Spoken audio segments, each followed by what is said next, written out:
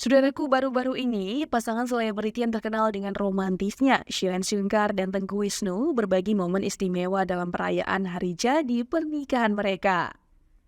Cerita unik terjadi ketika keduanya memutuskan untuk merayakan momen tersebut di sebuah warung pecel ayam, bukan di restoran mewah seperti umumnya.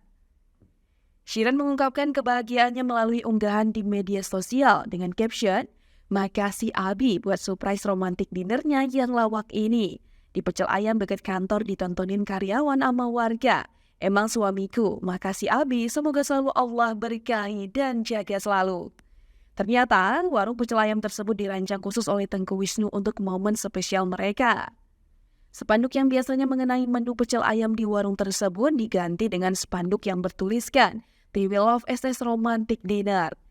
Di bawah tulisan tersebut terpampang menu-menu yang menggambarkan suasana romantis seperti ayam digoreng farel, bebek tepi empat, ati ampa boys, stik wahyu A5, lele ada cinta kita, telur presto.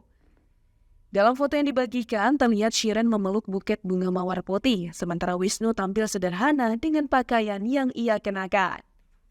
Momen romantis ini menjadi bukti bahwa kebahagiaan tidak selalu terletak pada tempat mewah, namun dapat ditemukan dalam momen sederhana yang penuh makna.